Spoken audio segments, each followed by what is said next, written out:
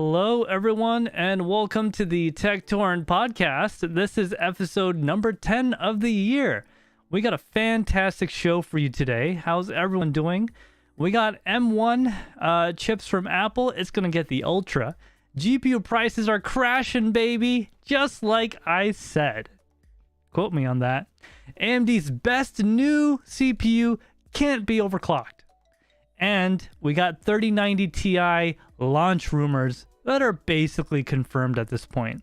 All here on the Tek Torrent Podcast. Of course, I'm here joined by our lovely intern, Andrew. Let me unmute him. How you doing today, Andrew? I'm doing well, man. We have some really exciting topics tonight. I can't wait to get into it. Yeah, I know think we're going to have to wait a little bit, right? Yeah, you can't wait to get into it because you're late. Oh, well, I mean, apparently I can wait then, but yeah, no. All right, let's see who's in chat. All right, chat's a little light this morning. We got Soul7. How you doing, man? Welcome to the stream.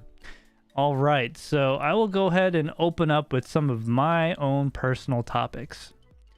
As you guys know, I've kind of hinted it last week and the week before.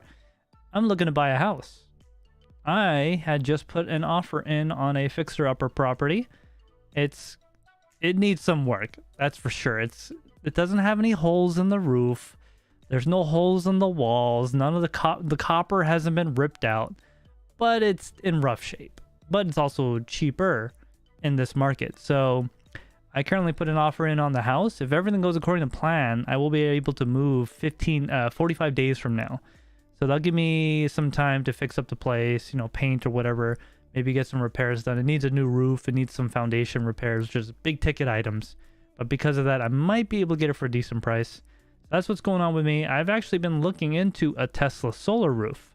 Now, I know what you all saying. It's expensive, blah, blah, blah, all that good stuff. Well, it is. Especially here in New Hampshire, there's not as many incentives as other states. But cost of a premium roof product like slate or a metal roof with photovoltaics, a Tesla solar panel roof is actually a little bit cheaper. So the way I see it, if I was to buy a premium roof that will last, 30 years, Tesla's warranted for 25, it might not be a bad option. On top of that, I get to make some electricity, estimated only 8,000 kilowatts a year, which is what I spend in a month if I'm mining at 2 gigahash. But, we don't do that here. I do machine learning and protein folding at home. So that's what's going on with me. Let me just take a look at the chat here if we got any activity. Yeah, we got Soul7 just popping in saying, yo. Yo, hey, man. Shinji. How you doing, Soul7? Soul7, you've been awesome in the Discord. How has your life been on that platform now that you're back for what? I think you said 7 days, right? Which is actually more like 5 because of all the time back and forth, right? So yeah, that's what's going on with me. I don't really have all that much going on other than that. I've been putting a lot of work into that. So to get to the skinny of that, because of all my time spent every night looking at houses, talking to realtors, loan officers, and all that, I have been extremely busy and unable to make videos. So we're probably not going to have any video releases for this month, and our next video release is probably going to be in the second half of next month. And it's not ideal, but it's a priority decision I had to make, because in the end, it's going to be better for the channel when I get a new place and we could set up a real studio. Right now, everything's kind of crammed in behind me into this one room. So, getting into our segments, our topics for today. Andrew, are you ready? No.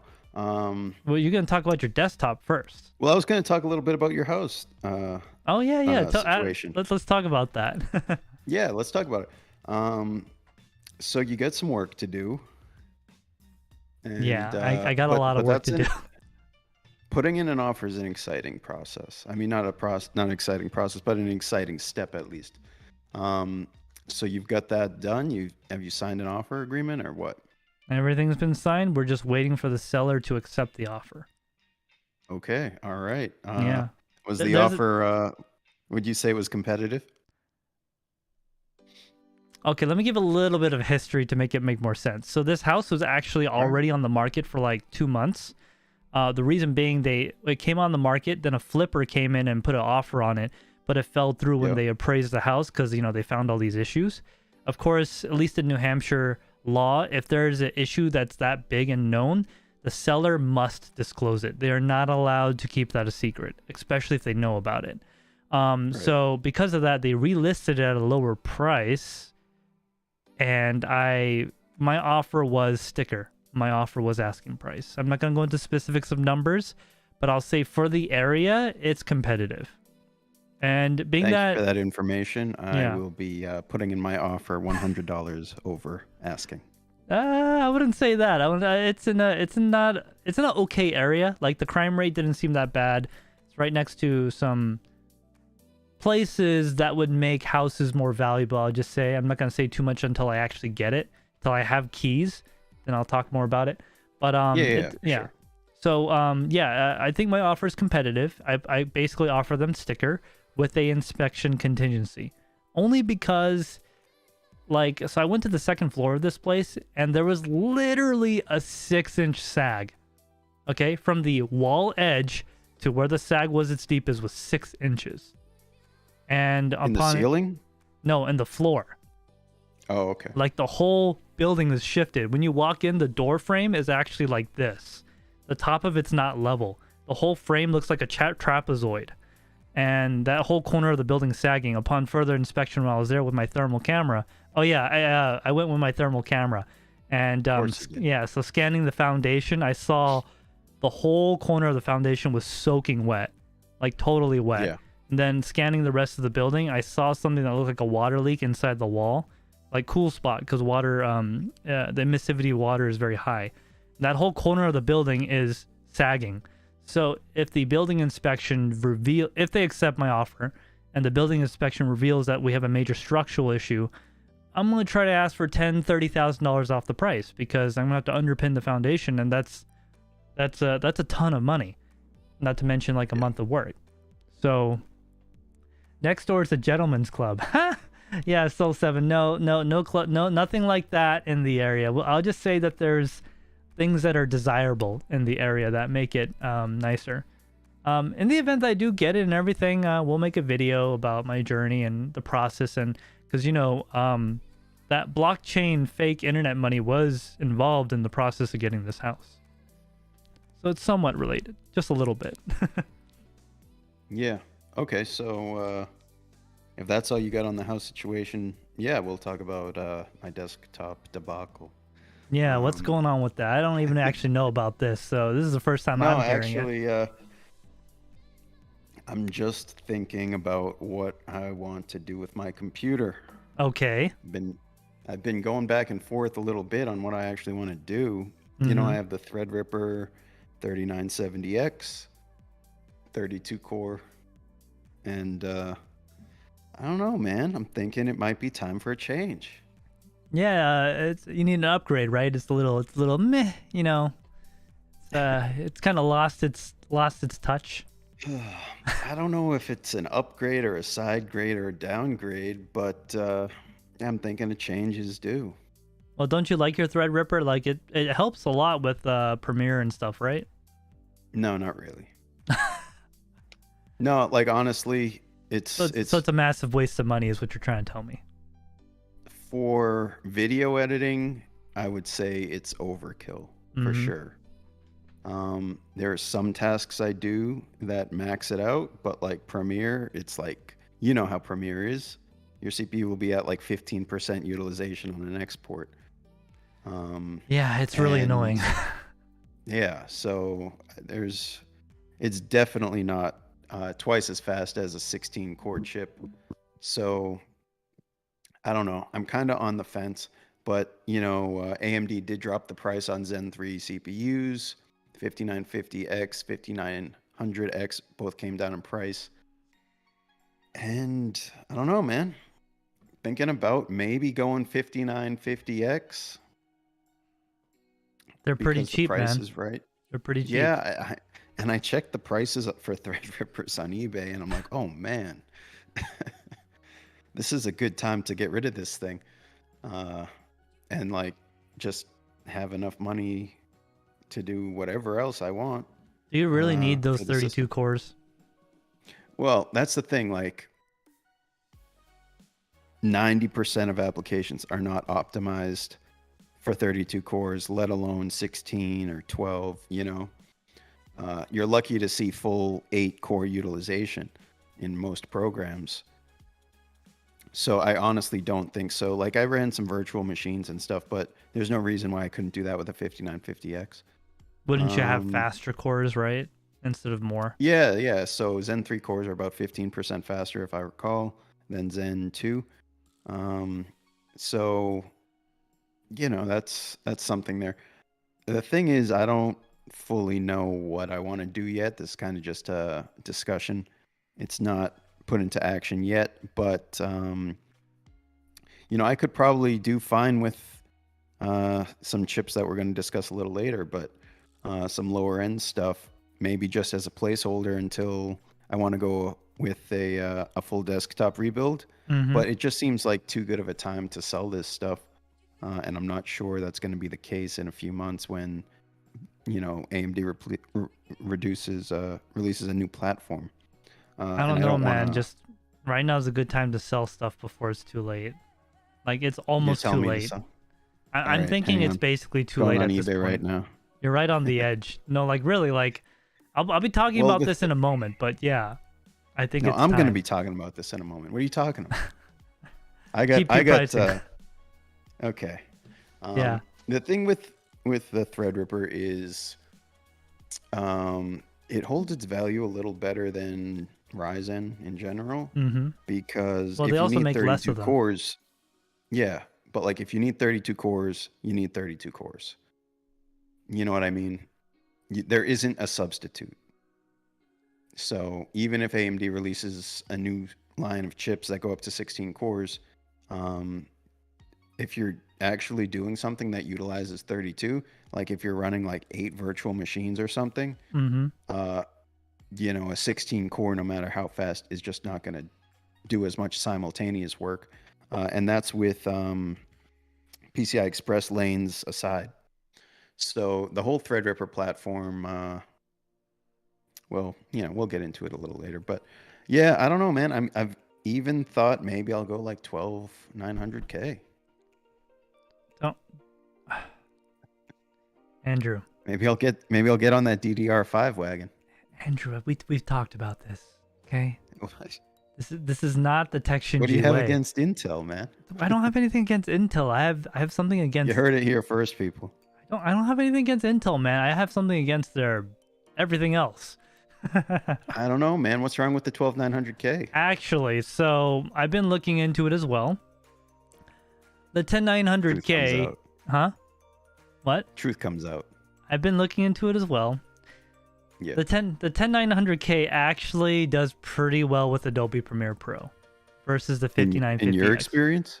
No, according to what I read. Are we saying? Well, you're saying the 10900K. I assume you mean the 12. Yeah. Sorry, I don't know what the best. Why Intel would you buy CPU, a 2-generation old CPU? The best CPU that's out right now from Intel, the 12900 whatever. Right. Yeah. So, real quick, Soul7 says, donate my i5 6400. Hey, that's only a 6-year-old CPU. Okay, that's not bad. He's asking if you found your bug problem. Oh no, I formatted it, and I don't know, man. I haven't been able to replicate it, but I don't think it's completely solved. My system's in pieces as we speak. Because I was swapping stuff to the test bench and back, and it, for other reasons, my system's in pieces.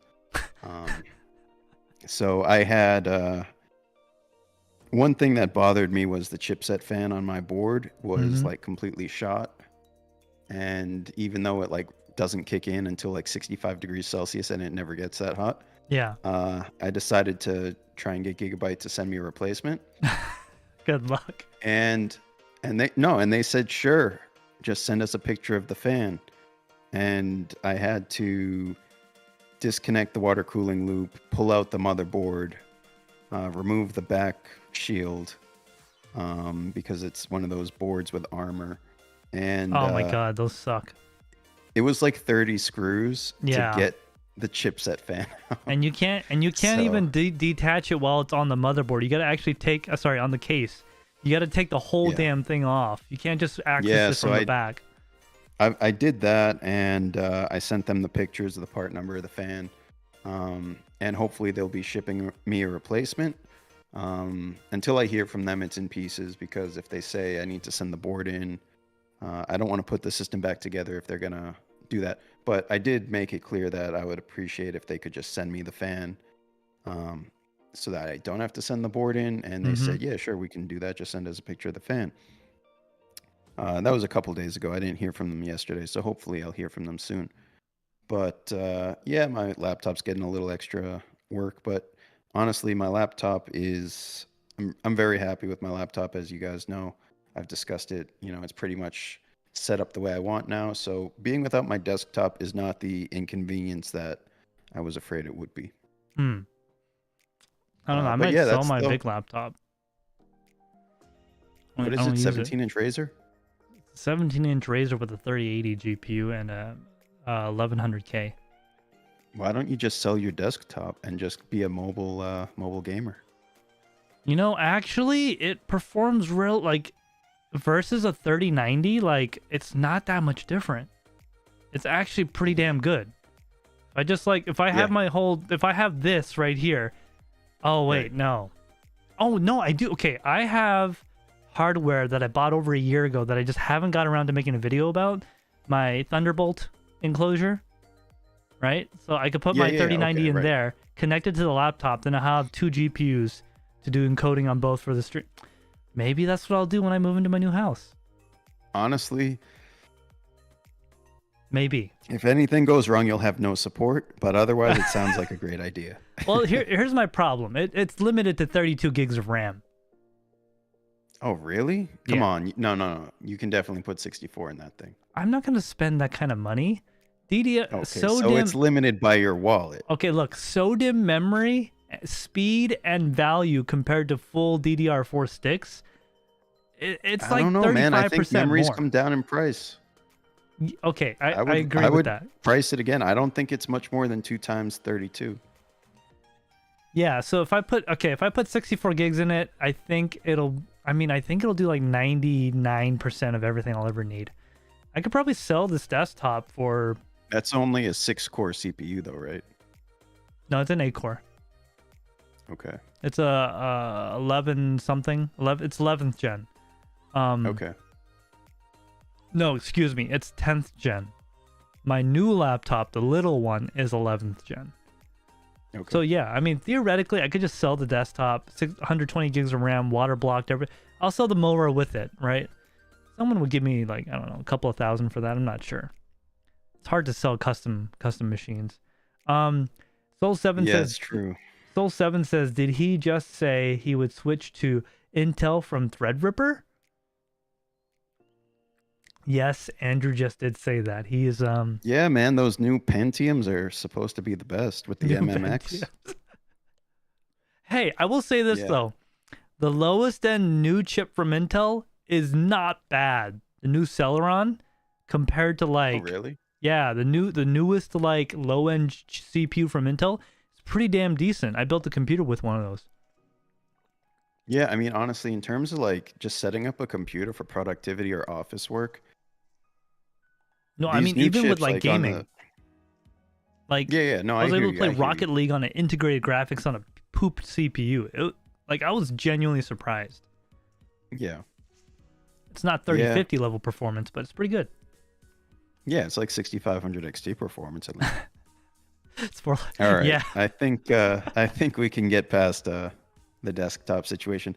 I will let you guys know what I'm thinking. I will probably know, I don't know, probably within a week what I'm gonna do. Part of that's just based on what Gigabyte has to say. Yeah, exactly. So once I get a reply from them, I will plan what I want to do. But for now, I'm going to probably spend the next week or so just using my laptop. And maybe I'll say, well, I don't need 32 cores. I mean, honestly, I think after you get past 8 cores, like faster cores is what really matters.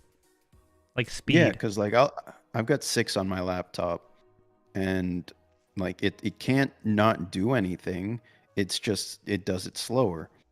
But yeah, like you said, after a certain point, more cores doesn't necessarily mean it does things more quickly. It just can do more work. And It if your has more program throughput. isn't, yeah, and if your program isn't set up to give the CPU more work to do, then those extra cores are just kind of hanging out. That's why I'm not on SLI anymore. I mean, it costs 100% more for negative 10% more performance. And that wasn't worth it for you?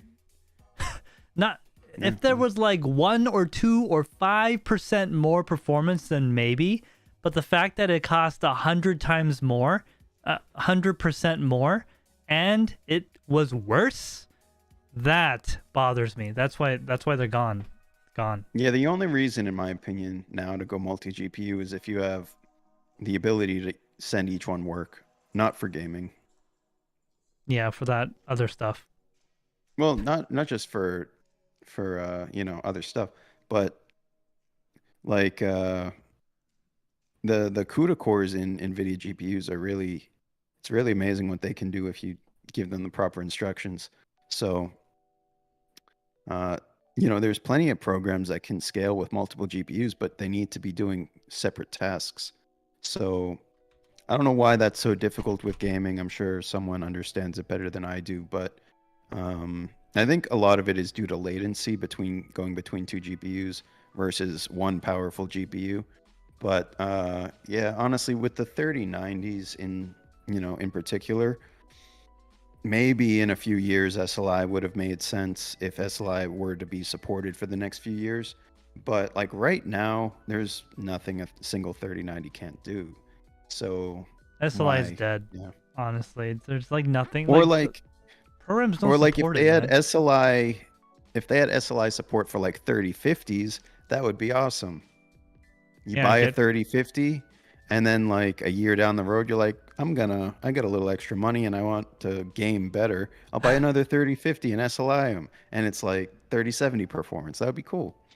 But yeah, Of course, that that's what means it you'll was be the saving first money. generation. What's that? But that means you won't be spending money. They But want you to throw away buying 2 GPUs. No, they want you to throw it away and buy a completely different one. Yeah. They want them to be disposable. Yeah, I don't think they're worth much anymore, but anyway. Yeah, we'll get into that in a moment. Yeah, so let's if you have anything else on that, Andrew? No, we'll come back to that next week and see what's going on with that. Yep. Oh, by the way, guys, if you are just joining us, this is the Tek Torrent Podcast. Please let us know in chat you are here and we'll give you a shout out. So Andrew, let's go on to the first segment of the night. Yeah, so if you guys didn't know, I told you guys last week that Apple was going to have an event. I believe it was on Tuesday, March 8th. And they announced a full line of new Apple products, from iPhones, iPads, Mac Studio desktop computers, and the 5K studio display that I was talking about last week, which was in its rumor state last week. You mean 7K, a little bit more right? info. It's not 7K, but it's 5K, which is still better than 4, right? So I'll just briefly follow up on the screen just because I brought it up last week. So we're talking about Apple having a studio display in the works, and we were talking about how that might line up with their 6K Pro XDR monitor. So it seems like the new studio display is going to be 5K, not 6K. And it's going to be 27-inch. So 5K at 27-inch is going to be the same pixels per inch as the 32-inch 6K Pro XDR. So it's going to be like the baby brother of the Pro XDR screen from Apple. So I expect it to be very good. And I guess LG also makes a 27-inch 5K display. So I would expect it to probably be sharing the same panel and be a very similar monitor. But with that, the studio display that they released was released alongside their new Mac Studio desktop. I say desktop, it's really like an enlarged Mac Mini. It's not like the Mac Pro desktop. It's like something that goes on the desk, a desktop. Is that the one that's all in the keyboard? No. That's something else. Isn't that not an actual Apple product? No, but there was a patent filed for it and showed like a figure of like how it would be. Okay. All right. Well, no. Oh, hey, Golden it's Wolf. basically. Welcome. Hey, Golden Wolf. What's up, man? But yeah, it's like the Mac Mini, but scaled in dimensions. It's probably like twice as tall as a Mac Mini.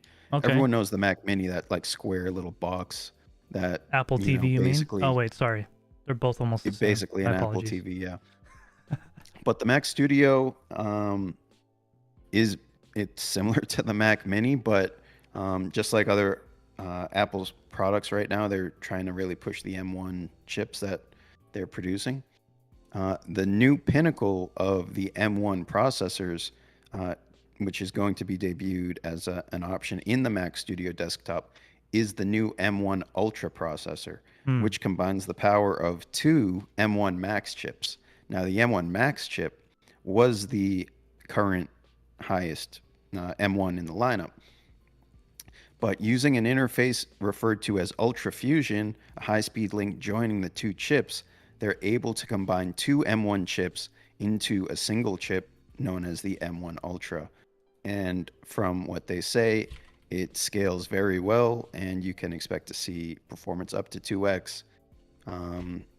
So they say it's aimed at content creators and professionals, editing 8K video, and apparently it can stream 18 8K ProRes 422 streams at once, which is something no other computer can do. Did you just say 18 8K? 18 8K ProRes 422 streams. Wow, that's a lot of power. Yeah, I mean it's a lot of power, but it's also heavily optimized. ProRes is Apple's codec, so they get to, make that happen. But yeah, it's insane. It's insane. It's amazing and it's great. And if they have the fastest chip for doing that, that means other chip makers are going to have to strive to catch up, which is a great thing for everyone else. Well, it's their own silicon, right? Yeah, that's their own silicon. Yeah. So, but if you can't get that kind of performance on like a Windows-based computer, it's going to be a matter of time before someone is trying to make that happen. So yeah, it's also great at rendering 3D, doing animations, other productivity tasks. A key feature of the M1 chip is unified memory, meaning that there's a pool of high bandwidth, low latency memory that both the CPU and GPU aspects of this chip can access. And the M1 Ultra allows now for up to 128 gigabytes of it. So, ooh. Yeah, I mean, it's a powerhouse. This isn't even a Mac Pro. This is just like a desktop. I'm sure it's not going to have like the crazy price that the Mac Pros have. Even if it's several $1,000s, it's not like the $30,000 of the Mac Pro. Let me just get through this. Yeah, so this might draw some attention from other potential customers previously accustomed to Windows or Linux-based machines because of this crazy power. Basically, the power is there. It's really up to the software to optimize for it now. I think Apple will do everything in their power to optimize their own software, including, like video editing programs and stuff like that they have on Mac OS. But yeah, the new chip could be really great for gaming. It has both regular CPU power, but as well as GPU power. And they claim that it's about 60% faster than the 28-core Xeon-based Mac Pro. Wow. Yeah. Wow. In that little tiny box. Yeah, and I guess the multi-core Geekbench score was like better than the 32-core Threadripper. Oh snap! Yeah. If that's even half true, that's scary. Yeah. Like actually, if that's even half true, like I might go Apple. Dude, if it were like an easy process to just have Windows working flawlessly on a Mac, I would totally do it. No, I mean I don't mind using iOS. I mean it's fine. See, I mind iOS not from a usability standpoint, but from a software compatibility standpoint. Oh, I mean, I'll have like a dedicated machine just for like editing and stuff. Then I'll have Windows for everything else. Like it'd be a 2-system desk. I hear you. I hear you.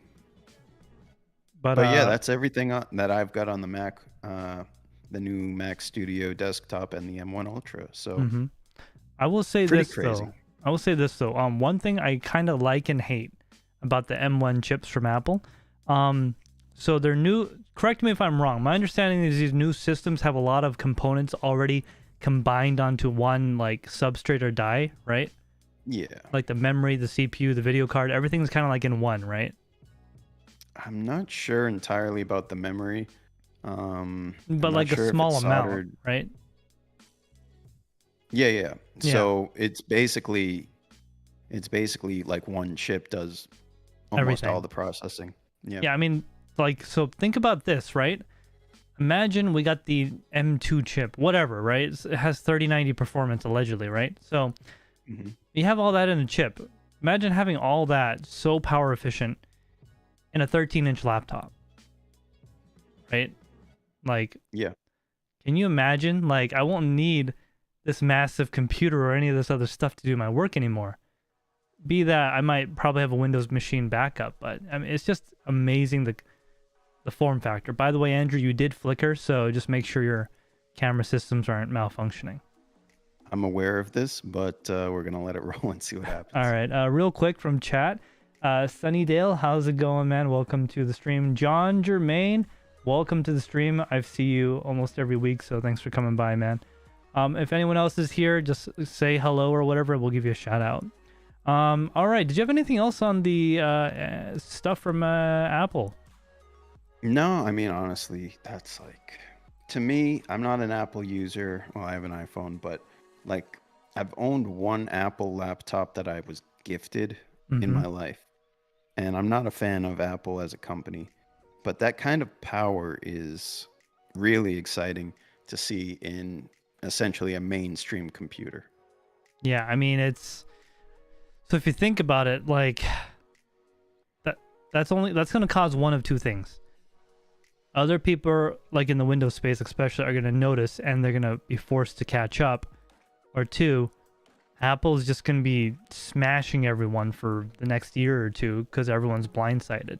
I mean, it's very rare in this industry, at least, that like AMD will never release a chip that Intel did not just already know about, and they've already been working on it. Like, they already probably know what's coming out in 2 generations, and they're working to fight them, right? It's very rare that they get blindsided like Boeing did. Just saying. I think it's kind of a sign of the times that maybe the CPU as we know it isn't the future. These ARM-based processors and more work being pushed to GPUs. I don't think we're gonna, like, we've been seeing it happen for a while in like data centers and rendering, especially once rendering became GPU accelerated. It was like, well, that's 1,000 times faster than a CPU.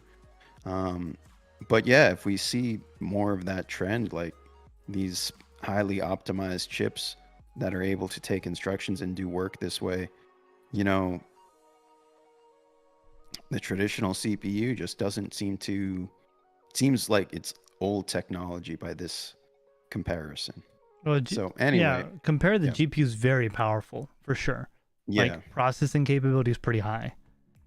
So like, what does the CPU do? You know what I mean? It's a traffic light for all the components. Yeah, so I mean, it seems like Apple's got this figured out to put everything on one chip. It seems to really like speed up the whole process of everything. So yeah, with that, up to 128 gigs of unified memory means the GPU can utilize up to 128 gigs of memory. So, 3090 only has access to 24. Only 24. Well, I've maxed it out a couple times, but that's something else. Yeah. All right. Do you have anything else about that? Because if not, we'll move on to the next segment. Yeah, let's see what we got next. All right. So let's see. Let me just check something here. Yes. Okay. So we got We got Hopium Jesus saying hello. So hello, Hopium.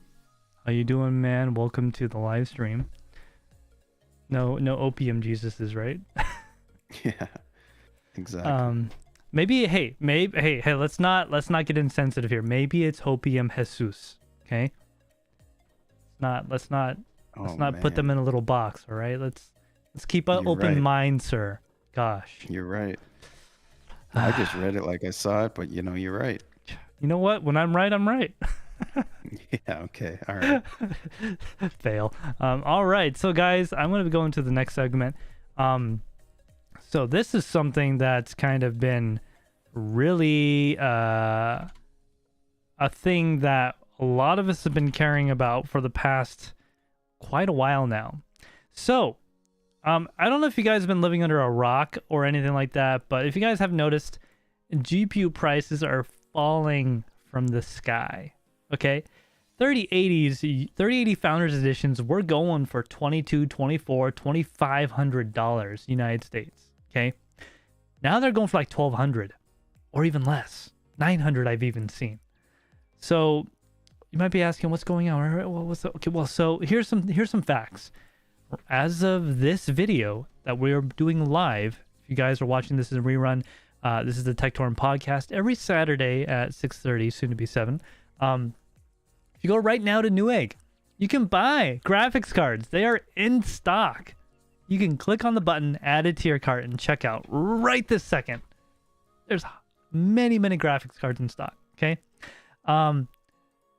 EVGA, the lower priced, better cards in my opinion, when they have a stock update, right? When they get stock, there is a add to cart button.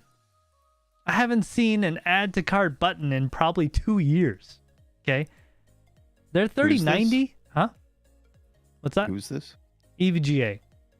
Yeah. Yeah, so they had a stock update and stuff stayed in stock for a long time. Like the 3090 was in stock literally all day. Be that it's a more expensive card, yes, but a 3060 was in stock for almost 20 minutes, right? 70 yeah, if Ti's. there's anyone in the chat right now who needs a GPU, EVGA has currently in stock the RTX 3080 12 gigabyte XC3 for $1,249. Yep. They have the GT 1030, which I don't highly recommend. They do have a GT Hey, it's better than a 710, GT 6500. 730. I don't know about that. All right. It's about the same. And they have a couple cards on B stock. So yeah, they do have, I mean, at the least they have that 1249 3080 12 gig, which 1249 sounds like a lot for a 3080, but it's the 12 gig, which is, if you don't know, is not just 2 extra gigs of memory. It's a lot more CUDA cores and compute. It's much closer to a 3080 Ti than you'd think. It's a better card overall than the 3080. Yeah. Also, the 3080 is in this weird situation where it's like the price of it on the used market and even the new market is based on cryptocurrency mining, like its hash rate, kind of in a way. But like, if you're gonna be I'll be touching on that in a much, moment. Yeah. Okay. Yeah. But I mean, like, if you're not gonna be going up to a 3080 12 gig, I'd be looking more in like the 3070 or less than 3070 Ti even. That's a decent card. Yeah. Kind of expensive. I mean, we'll be releasing a video here in the next month or so about water cooling where we used a 3050. And I was actually impressed. Like, I could game on that comfortably. It was fine. Maxed out. Yep. Anyways, so just to get back on the thing, if you guys have noticed, there has not, quote, okay, there's not been a Newegg shuffle since February 22nd. That was the last shuffle, okay? One of the reasons being, it's not needed, okay? They're noticing people are not getting stuff on the shuffle anymore. They don't care. And scalpers are getting destroyed after you can consider fees and all that stuff on eBay and StockX, right? After what they get it for. Unless they're getting it under retail, which is impossible still, they're getting destroyed. So scalpers are starting to drop out of the market. The amount of price difference between MSRP and the card has dropped significantly in the last month. Almost 50%. The price difference on... Here's another thing I want to point out, which I'm a very strong believer of this. The price difference on FHR, which stands for full hash rate, and LHR, which stands for light hash rate cards of the same card, the price difference has been almost the same, within 5% at most for most cards, because guess what? It's not people that do blockchain mining that want those cards. It's everyone. In fact, a majority of the people that want cards are not miners. Yes, they are like a good chunk of the market. I'd say 25 to 50%. But the fact remains, most people that want graphics cards want it for not mining purposes as a primary. So that's part of the reason why a non-LHR card and an LHR card are very close in price right now. On top of that, blockchain technologies and all that mining stuff, which we are not about. We're not for that, because I want to be cool like those other tech tubers, so I'm going to talk them down, right? All that stuff has been getting less and less profitable, which a lot of people go into mining for profitability, which is the wrong way to do it, guys. But just like I predicted, just like I've been preaching for the last 6 months, sell your GPUs before it's too late. Sell now. The world is ending. Mining is dead. Well, guess what, guys? It's finally here, just like I said. And those that didn't think it was going to come, they're getting effed right now. They're getting severely now. So, are you telling me that we're not going to see another in-person Best Buy drop for me to camp out at? Oh, I'm going to get to that in just a moment. Let me catch up on chat real quick, because I haven't looked at it for a few minutes right here. All right, so yep, welcome Hopium Jesus. Soul7 says, I bet TekShinji is gonna make his favorite statement. Yeah, I just did. Mining is dead. Yes. CPP Tech, how you doing, man? Thanks for coming by the stream. You're here quite often. Thanks for coming by. Whoa, it's CPPC. CPPC Tech. Sorry, man. My bad. Don't cancel me, please. He says, I've been watching this whole time, but doing some cable management on my living room. Got the LG C1 OLED hooked up, and man, it's so epic. Dude, OLED TVs, I'll never buy one yet, but I would love watching them. They are nice. Very nice. Andrew, have you been in front of a giant OLED display? I've been in the Magnolia room at Best Buy. That's close enough. Yeah, so you can... Those, like the hummingbird scenes that they have on display, like with the high contrast.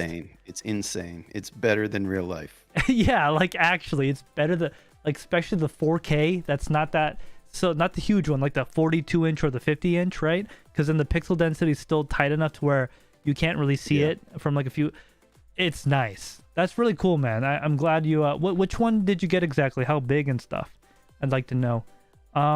Yeah. Apples, welcome to the chat. Apples, I haven't seen you. Is this the Apples I did a escrow for like 6 months ago?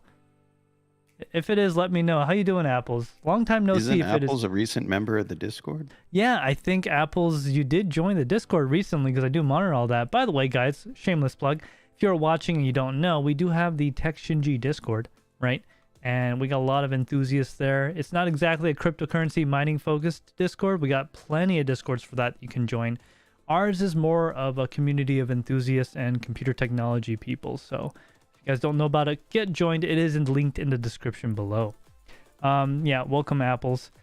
He said to sell your GPUs and crypto mining winter is coming. Yes, I did say that. I knew he would say it. Soul7 says yes. Yes, I did say it. So let me just finish up here and we'll move on. Yeah, so that's the thing, guys. As of this video, GPUs are in stock. They're in stock and they're easy to get. The cheap ones are still hard to come by. I'm actually still in the market for a 3050 because I want another one. I want that, was it $200 something one from I can EVGA? Get you one for $450. I'd just rather buy a 3060 Ti at that point, bro. Yeah. So yeah, but yeah, I do want another 3050 because the stream processor is the same as the 3090. So, and it's a quarter of the price. The NVENC encoder, yeah. Yeah, the NVENC encoder. I'm sorry, NVENC encoder. So, I did see, not the 250, but I did see last week it said Micro Center had some of the $330 ones in stock. Yeah, it has a back plate. It's a little. It's what, $1 per gigahertz, megahertz faster, right? Oh yeah, yeah. I mean, it's just kind of one of those situations where it's like $330 kind of is the MSRP. Yeah, I mean, Honestly, I think the way things are going, the market's saturated with GPUs. We're going to go below MSRP real quick on used cards, just like it did in 2018. It's going to happen again. And I've been right so far, guys, right? I don't know what else to say. I'm not trying to be a dick, but like, I've been right. So, well, you can keep trying, but you're not trying hard enough. All right. Yeah. All right. So let's move on to the next topic. Did you get that topic. last comment from CPPC Tech? Did you get his last comment right? No, let me look actually. EVGA makes the best cards hands down. My experience with them has been far better than anyone else. Also, check out all the horrific failures on Gigabyte cards on Reddit. Let me tell you a story. I bought a Gigabyte water-cooled Water Force card. Okay, 3080 non-LHR, really nice card. I got it for retail. I was so lucky. I will not go into how I got it for retail, but I was so lucky. I got it in June of last year, right? So the market was hot. That thing thermal throttled like hell, and it was water cooled. You know why? Because they were so dang cheap. You used cardboard instead of thermal pads? No, like it literally looks like they took the regular air cooled card and just cut a water channel through it. The water block wasn't even touching the GPU memory. It was just a heat pipe from the OEM card. So it was water to heat pipe to memory. Okay, like that's stupid. Anyways, I got rid of that thing I sold it for like $1,400. Gone. Some poor soul on Craigslist came by and was like, "Oh my god, this is so cool." It took it from me, and then when they got home, they emailed me, said, "I didn't realize this was water cooled." Oh boy. Dude, I showed them pictures. I gave them the serial number. They asked me all these questions. Dude, that would be amazing if you had a card that looked like a water cooled card but didn't need a water cooling loop. Yeah, like a true hybrid card that could do either water or air. Yeah. Just the air pump. Just a single slot 400 watt TDP card with no fans and no radiator. No. Yeah, this is a lightweight card, right? It doesn't need it. Yeah. This is stupid, right? Alex Zan, welcome to the live stream. Thanks for joining, man.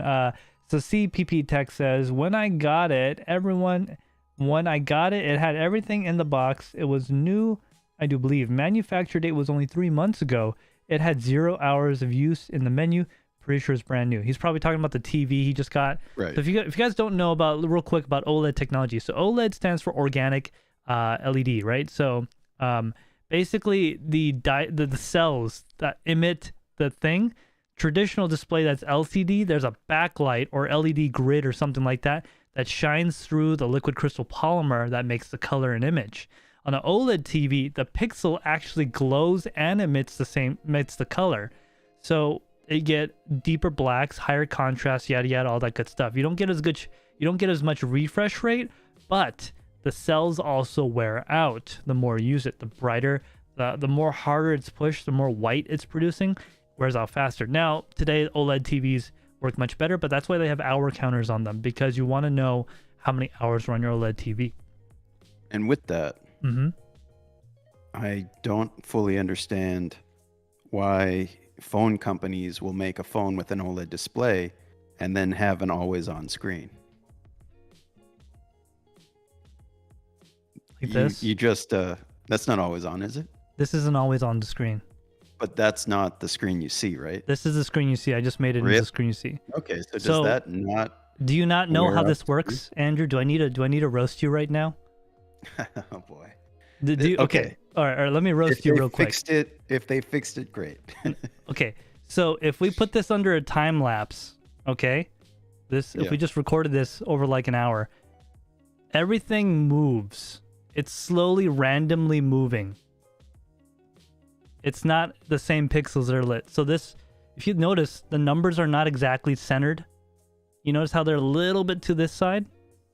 All right. Everything's kind of shifted. It's because everything's randomly shifting by about 10 to 15. I think it's 10 to 50 pixels. Everything is randomly moving around.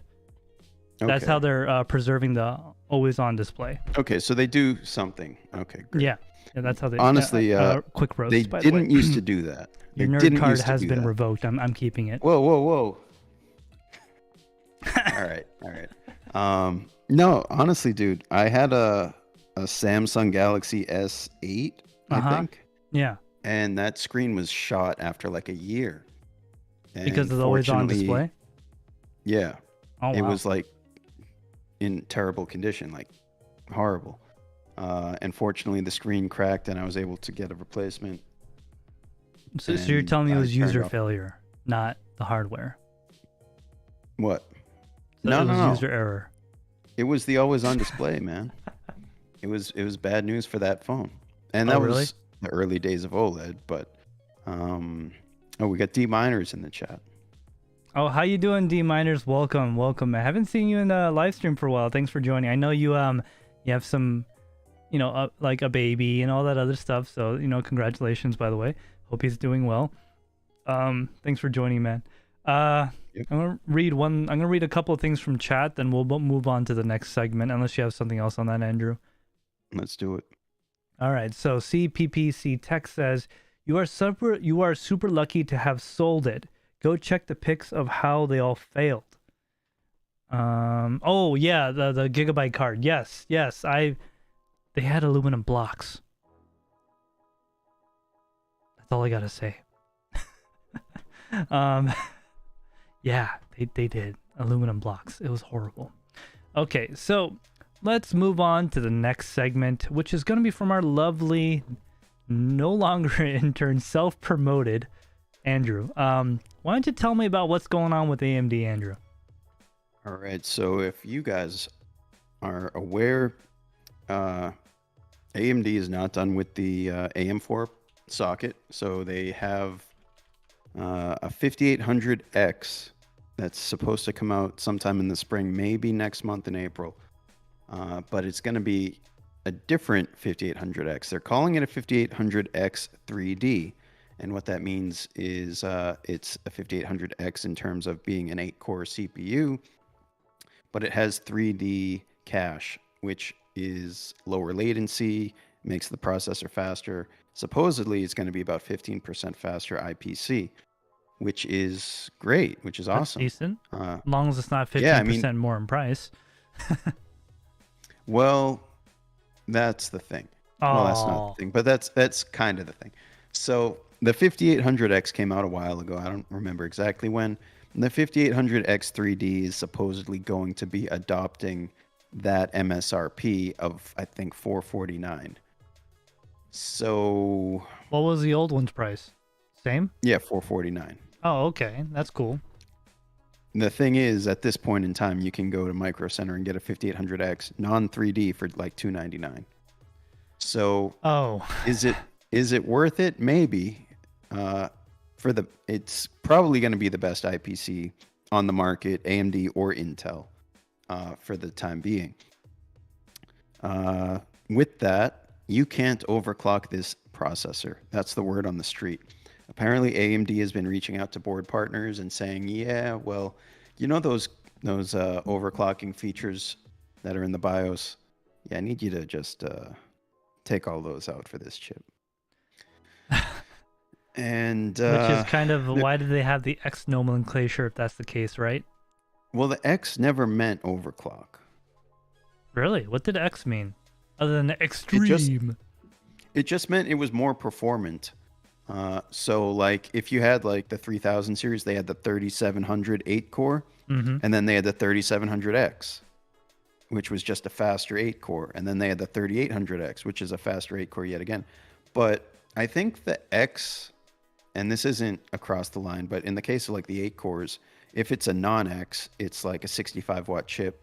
And if it's like a 5800X, 3700X, they're 105-watt TDP. It's definitely more powerful, but it doesn't refer to overclocking because even without the X, all the Ryzen chips up to this point have been unlocked multiplier chips. So they could be overclocked regardless.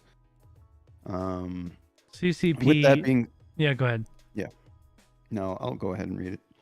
The 3D chips are not going to be worth it. Lower clock speed is a bummer. Okay. Well, I don't know if I agree with that because if it's 15% better IPC, then I don't mind a little hit to the clock speed because it's going to be faster overall.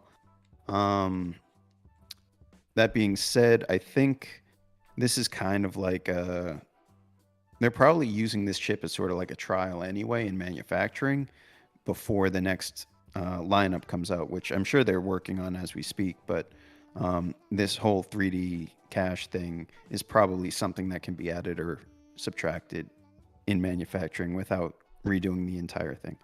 So apparently it creates a lot of problems with heat and Yeah. or it could potentially be sensitive to heat. So they don't want it to be running crazy out of spec. It might be the same situation with it being sensitive to voltage discrepancies.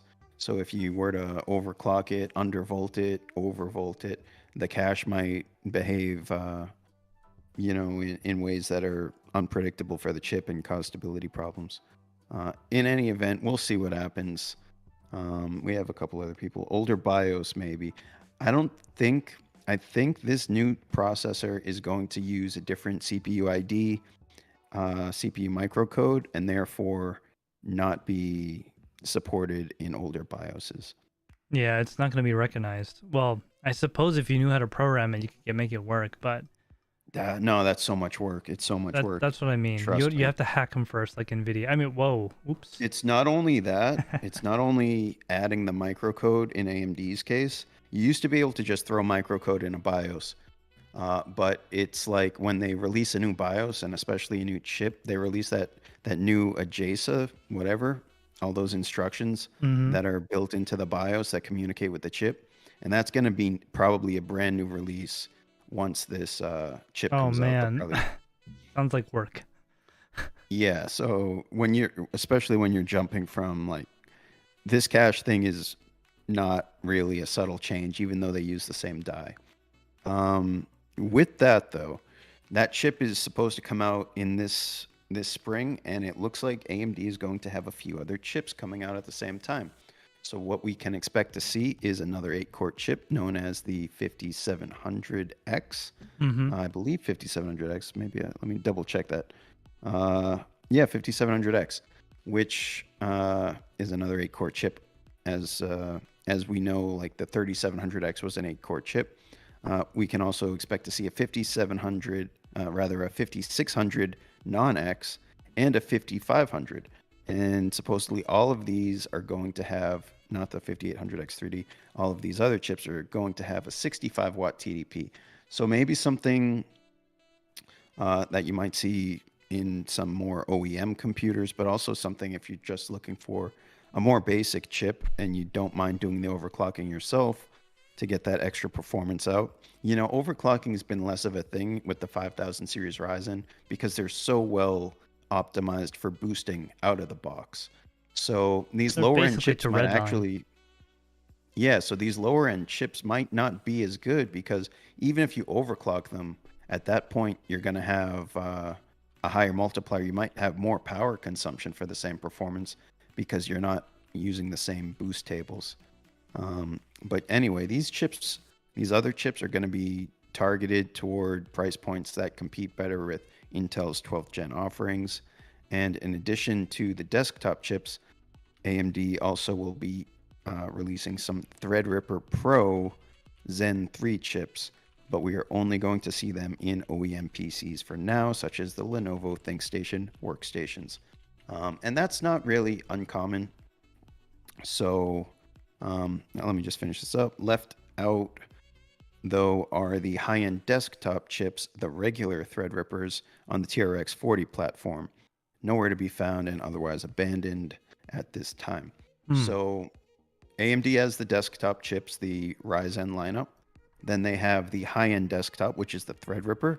And then they have like the workstation class CPUs, which is the Threadripper Pro, offers more CPU lanes and is a completely different socket than the regular Threadrippers. So the Threadripper Pros are going to be Zen 3 and starting out in OEMs only. And I believe that's how they started out with the Zen 2 ones anyway. And then they eventually made it to market, sort of like we saw with the Zen 3 APUs, like the 5700G, 5600G. You could only get those in OEM computers or from like AliExpress for the longest time. but now they're on Micro Center shelves, Newegg, Amazon, everywhere. So they start out OEM only and ease into the market. But yeah, it seems like a regular Threadripper TRX 40 platform is not going to be something prioritized in AMD's future. They're kind of bypassing the high-end desktop and saying, well, either you're a desktop user or you're a workstation user. You know, if you need more than 16 cores, you can afford the workstation Epic platform. Rome. Well, Epic's a whole nother thing, but yeah. And I don't know, man. Like, I totally understand where they're coming from, honestly. It was like the high-end desktop platform is such a small market to begin with. And like, unless you're going over 16 cores, it just doesn't need to exist. I mean, some might argue, but the PCI Express lanes, yeah, but I mean, what kind of devices? Yeah, I don't It's think still, like it's increasingly more niche. yeah, like Because 90% of people aren't going to ever use more than 4 cores, to be honest. yeah, but like also, as we go into the future, we have motherboards that already have 2.5, 5 gig, 10 gig network cards integrated into the board. So you don't need an add-in card for that. You have some boards have decent enough RAID controllers. You don't need a RAID card anymore. And even with desktop boards, you still have pretty good support for the number of devices you can have, like 2 or 3 M.2s, 2 or 3 by 16 PCI Express slots. Like, yeah, it's just a niche market. So I can understand why they're not prioritizing it. They're still supporting the professionals that use the workstation platform, albeit a bit more expensive, definitely. But yeah, that's pretty much it. I think the most exciting thing there is the lower end chips. Like I would be interested in seeing what the 5500 has to offer, even the 5600. And the thing is, pricing is going to be a little bit interesting. That's not really discussed yet, because we've already seen price drops in these Zen 3 chips. Micro Center always does even less than everyone else. So like you can get a 5600X for $199 as it is. So where's this 5600 going to come into the lineup? You know what I mean? So why don't we catch up on chat, because we just went quite a bit. A lot of people have joined since. So why don't you respond to that?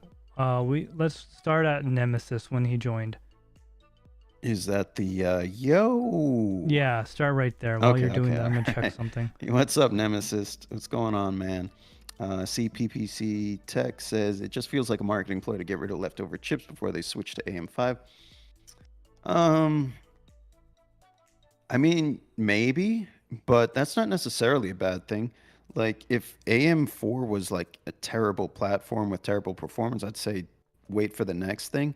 But if you build a Zen 3 computer right now from scratch, and like you don't have something right now and you want to build a computer, you're going to be really happy with it. There's always going to be the next thing that's better, but there's absolutely nothing wrong, in my opinion, with any of the 5000 series chips. Nemesis says, smash that like button. Oh, yeah, I got to do that. Smash that like button. Done. All right. D-Miner This guy says, here. On the stream, he doesn't even smash the like button. D-Miner says, does it work with 400 series boards? Seems more energy efficient. I would think they'll work with the 4000 series boards, because I don't know, actually, what are you referring to? Is it the 3D 5800X? I think he's talking about the B450. Probably not. No, I know. In my opinion. But is he referring to the 5800X 3D or these other chips? The 5800X 3D probably will need a BIOS update, while these other chips probably use the same microcode as the existing chips, because they don't use 3D cache. What else we have? D-Miner says he's taking care of newborn, feed, change, and sleep. There you go, man. That's awesome. Yep. I'll take care of the rest of the chat if you want. Sure. Nemesis, how about that 600 watt 4090 LOL? Yeah, I'll be talking about that real soon. That's actually the last segment for tonight. Not exactly the 4090, but something close to it. D minors, Nemesis, yeah, MC, welcome man, MC. Thank you for being a loyal follower, by the way. Let's see, we got rap Hastel. I'm not gonna say your name right. I'm sorry. Rap Hassel. Good times. Welcome to the live stream. Thanks for joining, man. GT man says. Oh, Raphael. Was it Raphael? Yeah. Is it actually Raphael? Yes. Oh man, I'm horrible at English. Raphael, welcome to the live stream. GT man says TekShinji. That's why we mine at 28 threads. Yeah, instead of 32, right? Let's see. What the heck? That can't be right. That's totally not right. That's funny. That's really funny. I think it's yeah. That's actually quite. I get it. I get it now. I get it now. Oh, MC, that's so funny. MC has been a loyal follower for 3 months.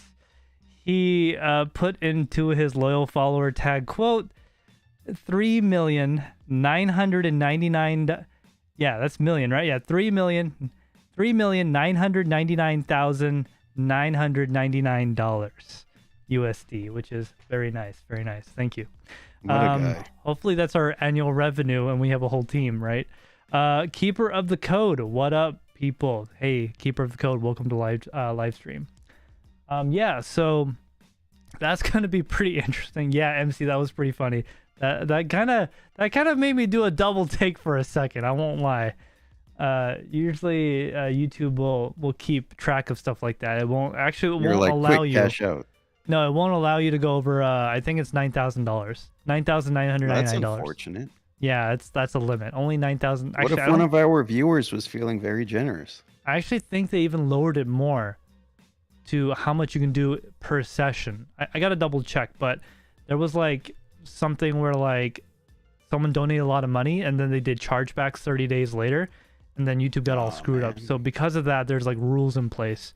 You actually can't take your money out for over a month anyway. So, and of course YouTube's got to get their 30%, which is fantastic. Yeah. So, Andrew, do you have anything else about the AMD CPUs? I think we pretty much caught up on chat here. No, I think we can readdress that when they actually come to market. Particularly price point should be interesting. We'll check them out then. Yep. So we are going to move on to our last segment of the night, and then we're going to go into kind of an AMA open session, depending on how much time we have. It's getting a little bit late. Soul7 says, TekShinji thought he won the lottery at first. Well, I knew it wasn't what I thought it was, because YouTube has, whenever someone sends a super chat, it does things in the control interface to let you know. It highlights it. So I knew it wasn't anything money related, but I was just like, what is that? All right. So last subject of the night. So NVIDIA's 3090 Ti, okay? 3090 Ti, all right? We all know the new 3090 Ti is supposed to have come out beginning of this month, but rumor has leaked that is now coming out the end of this month, March, as in March 29th. Leaked information, a little like slideshow thing shows, quote, product announcement March 29th at 6 a.m. Pacific time or 9 a.m. Eastern Standard Time. AIC press and influencer release at 9 a.m. and on-shelf stock at 9 a.m. all on the same day, which is quite interesting because if that's the case, there's a good chance that they are in the mail right now headed to influencers because they usually get it a week or two before launch time. That way they have time to review it, test it, and look at it. One thing interesting here is that they're allegedly, because this is unconfirmed, launching and lifting the embargo on the same day. Lately, it's been embargo lifted, then it launches like sometime later. It doesn't launch at the same time. Usually like a day before or something. Yeah, a day before or like a week before, depending on your stock. And that's what you want to happen. You want to see reviews before you spend your money in most cases, right? So it's kind of shady. What's that? I said, no, just buy it right now. Yeah, so that's kind of what NVIDIA says. Because if it is like an incremental performance jump over the 3090 and it costs way more than that performance jump, then yeah, I mean, I don't know. It's kind of just, in my opinion, bad practice to have that be the same exact date and time, but it is what it is. Yeah, it's usually what Apple does. The day they announce something, usually the day it comes. Well, back when they did Apple keynotes. The difference with Apple is that people go and buy their product, and they're exactly what you expect them to be. Yeah, whether you like it's no Apple or cagey not, shadiness. Yeah, it's like really what it there's is. not like, oh yeah, we'll hide all these reviews. You know, suppress your review. Can't say certain things. Right, exactly. Man, if I had a way to get a hold of these hardwares like under the table, I would do it. Without NVIDIA, like you want to be the Snowden of the tech world.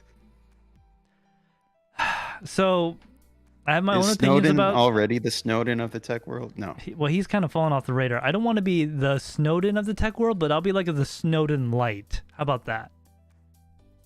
Oh boy. Yeah, I'll be the Snowden light. The Snowden like the less illegal Snowden.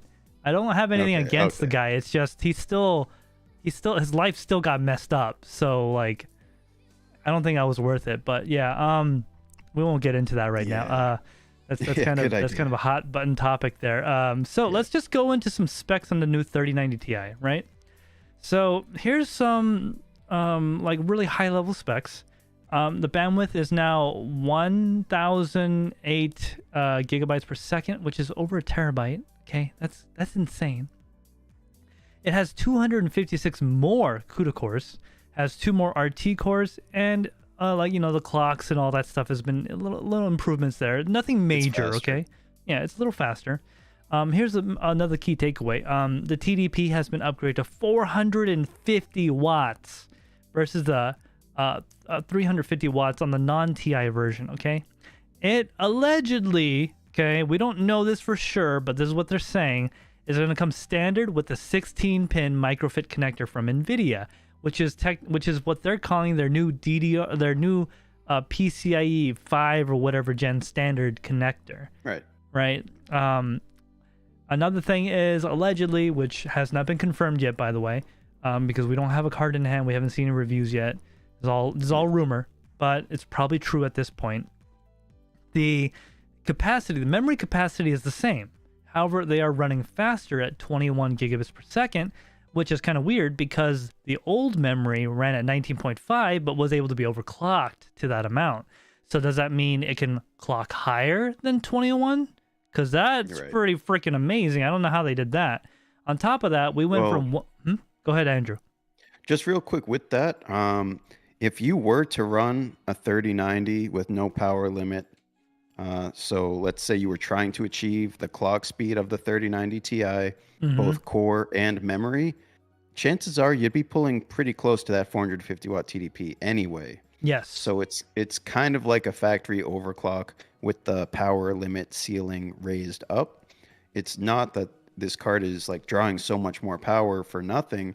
It's just literally like more performance, not more efficiency. Exactly. I would say that I don't know. I think it's a cash grab. I'll say it. The last of the run kind of thing. Yeah, so I'm gonna get into that right now, but let's. I'm gonna check chat real quick before we move on. Sure. Let's see. GT Man. Oh, you guys are talking about the 30%. So GT Man says because at 10K the IRS has to know. So Apple says, wow, YouTube takes 30%. Would you think there's a better way to donate? So there are better ways to donate, but here's the thing.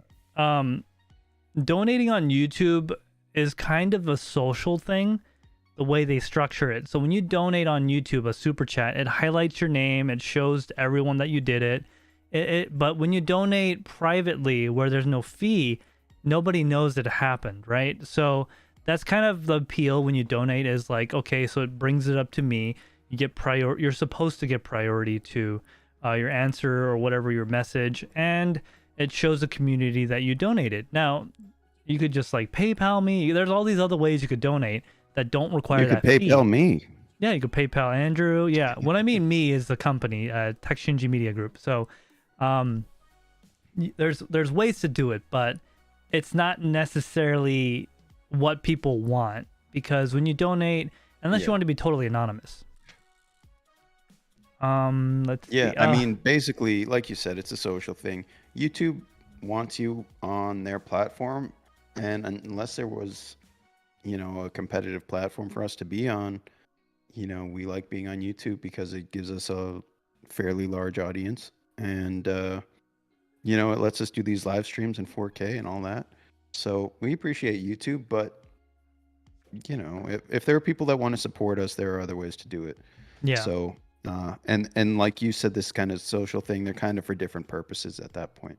Yeah, and one thing I want to kind of get at is that one thing nice about us doing it on YouTube is that if we were a bigger company that made more content more often, all that other good stuff, we can structure it to where we don't need sponsors, right? We could just rely on super chats, donations, consultations, things like that.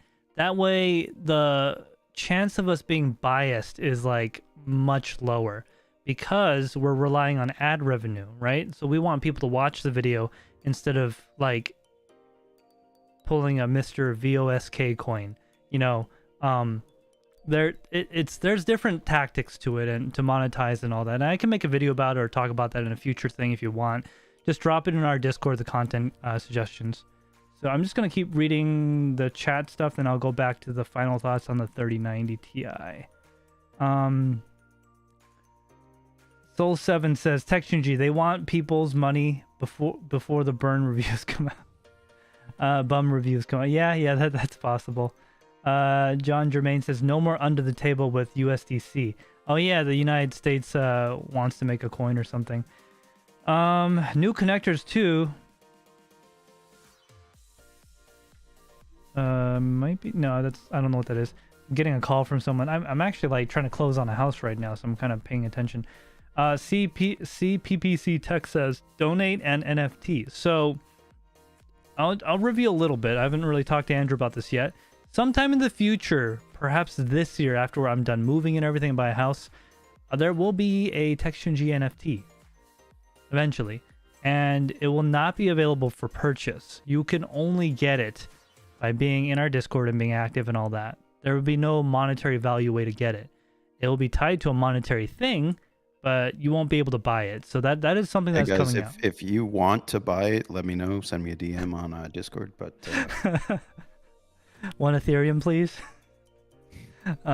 Yeah, so it is something we'll be doing in the future. It's just complicated, and there's like a lot of stuff you actually got to do to make sure it's legit. Because when it comes to crypto stuff, guys, we want to be very transparent.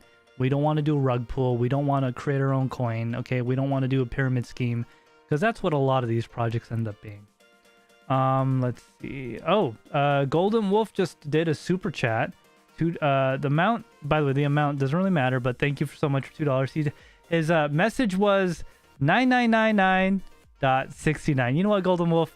I like your style. That gets a TekShinji endorsement from me. CPP Tech just also did a super chat, $1.99. It's a cute doggy. Oh, it's actually, was that a Shiba Inu? That's a Shiba Inu being all hearts. Thank you so much, guys. Boy. We really appreciate it. It's cute, isn't it? I think it's cute. Let's see. I'm gonna finish up chat. CPP Tech says, love seeing y'all faces in 4K on my OLED. Oh wow, that's awesome, dude. That's great. That is cool. Streaming in 4K is not cheap, guys. It's very expensive, but it's what we do to set ourselves apart from the other YouTubers and stuff out there. All right, so finishing up on the 3090 stuff. So that new connector, that 16-pin microfit, it is allegedly going to be up to 600 watts with a rated TDP of 450 watts, which is pretty nice. What I left off on was the 24 gigabytes running at 21 gigabytes per second, which allegedly could mean we could go higher than that. So that will be very interesting. Also, here's the other thing. It has now gone from 1 gigabyte modules to 2 gigabyte modules, which means they can get away with having all the modules on one side of the card. TekShinji, why does that matter? Well, if you guys know about the regular 3090 that has modules on both sides, We all know about the overheating issues when you're doing, folding proteins at home, deep machine learning, AI rendering, Playing, stuff like that. Playing Cyberpunk. Playing Cyberpunk, that's very memory intensive, things like that, right? Well, it would cause it to overheat, essentially. Like, it wouldn't actually overheat. It'd get right to the red line and the edge, but it was not good for the card. So, being that it'll become 2 gigabyte modules, they'll be all on one side, the same side as the cooler.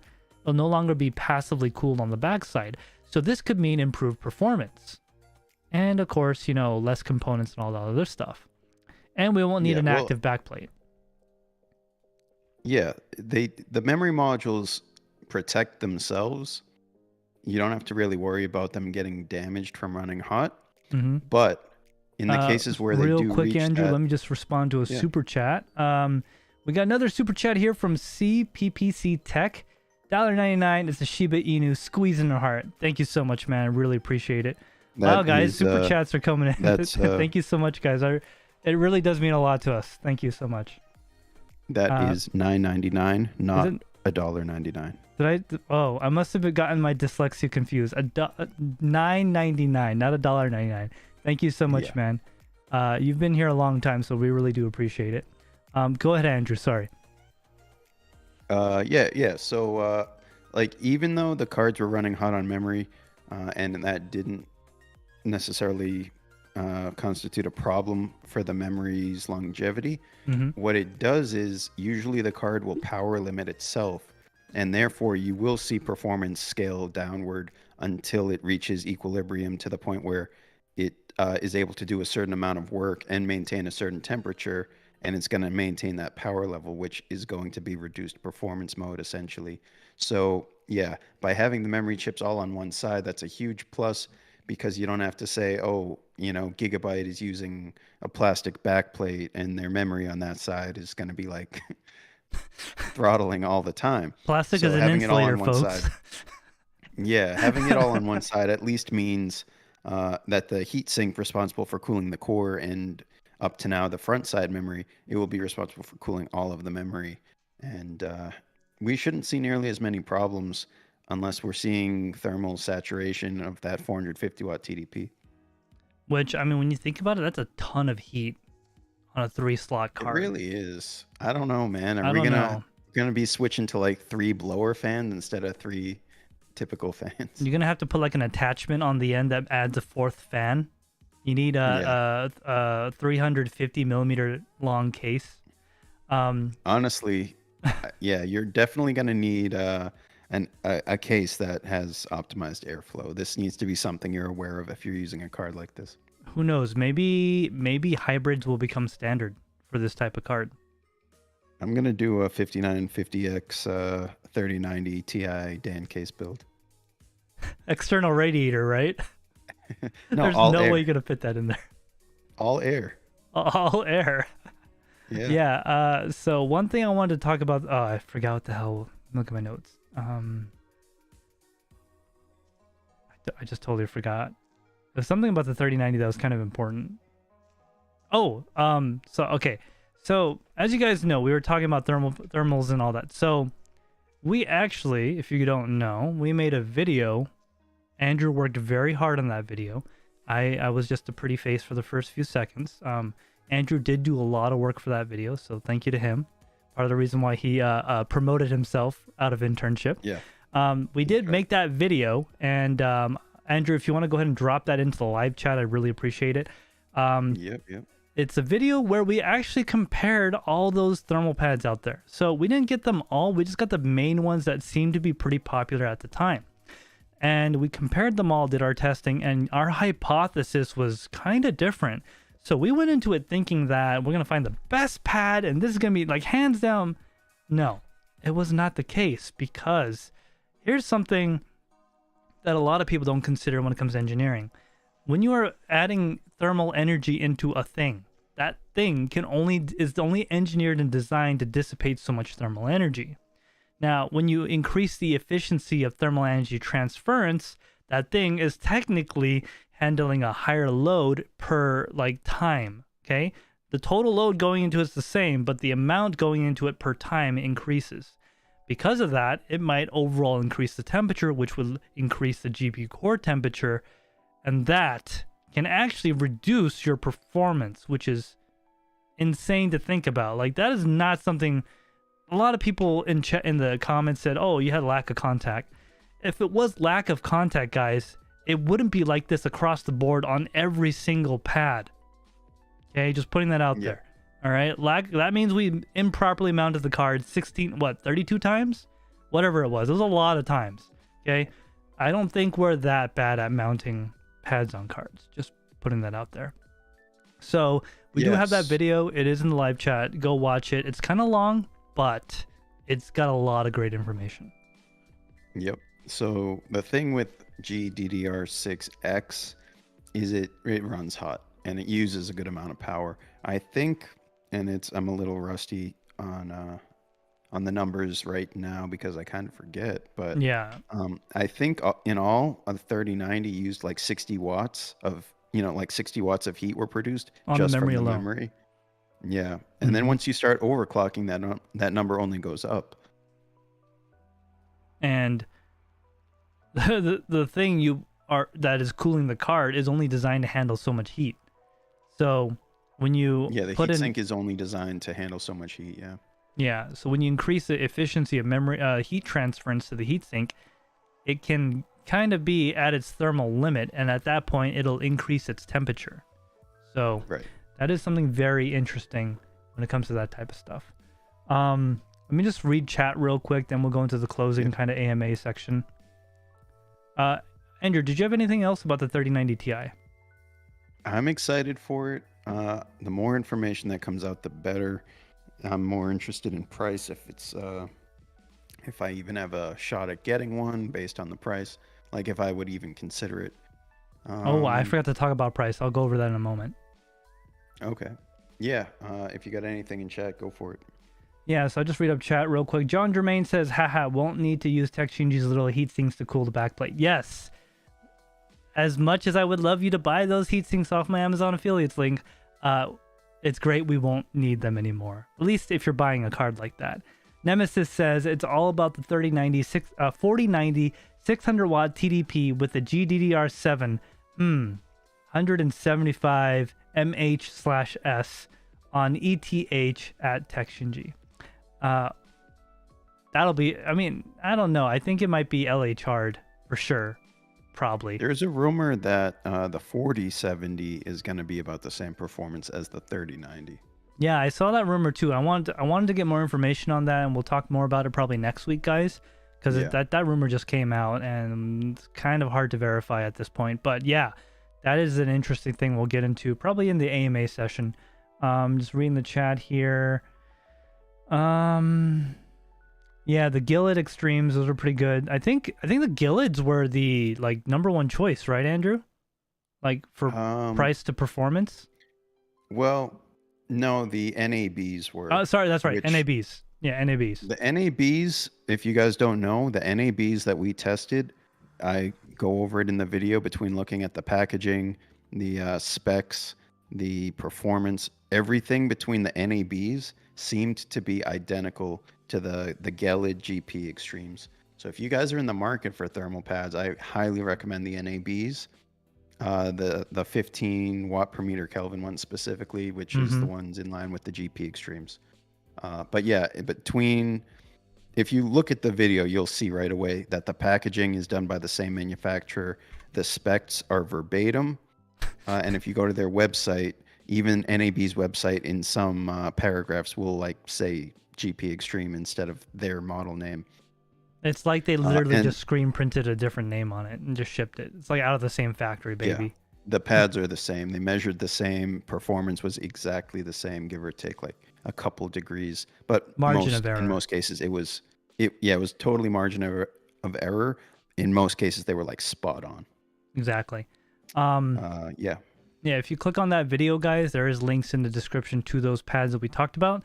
Full disclosure, they are affiliate links, and they do help the channel at no cost to you. That's the big one. It doesn't charge you anymore. It does give us a small kickback every time you use that link, though. That is pretty interesting with the 3090. So let's get into the pricing. So the 3090 regular, right, the non-TI, retails retails for $1,500. Or if you like me, you'll get it for $1,280 out the door. You know, there's a video on that on my channel if you guys want to go look at it later, how I got it for $1,280. But getting past that, the 3090s are traditionally going for around $2,000 retail at the moment. So, what's the 3090 Ti gonna cost? So I'm thinking, me and Andrew, we actually had a conversation about this. It looks like it'll probably be like, I said it'll be like $19.99, like a Founders Edition. Andrew said maybe it'll be $18.99. We're getting new information from rumors and stuff from what I read online so far, because we know everything on the internet's true. They're saying between $2,500 and $5,000. Because they're not going to make a lot of them. It's going to be a limited run. It's going to be the last card in the series before the 4000s. So these are probably 3090 chips that bend higher, and they're just the best of the best that they're making into 3090 Ti. The clock speeds rumored for the 3090 Ti are basically higher than any 3090 overclocks to. Not to mention their fully unlocked cores. No lasered off no fused cores off or compute. Yeah, nothing. So they're literally perfect dies, and they perform the best. So I don't know, man. Silicon lottery if a Founders winners. Edition comes out at $24.99, I am definitely not buying it. No, if it's over $2,000 on the Founders Edition, which I'll go stand in line for if it does, I don't know, man. Like, we'll see. If it's $19.99, oh man, I would consider it, because I anticipate a 15 or so percent performance increase over the 3090, and the way I came to that conclusion is, if you take the difference in compute units, it's like, I think it's like 5% or something, and then you add percentage-wise how much faster the clock speed is in terms of the core and the memory, it ends up equating to something about 15% faster. So if it maybe, and I think it will, honestly, on paper at least. Yeah, I think it will. But if you're paying like, what's that? 50% more. Yeah, if you're paying 50%, in the case of the Founders Edition, if you're paying 66% more for 15% more performance, it obviously makes zero sense. Yeah.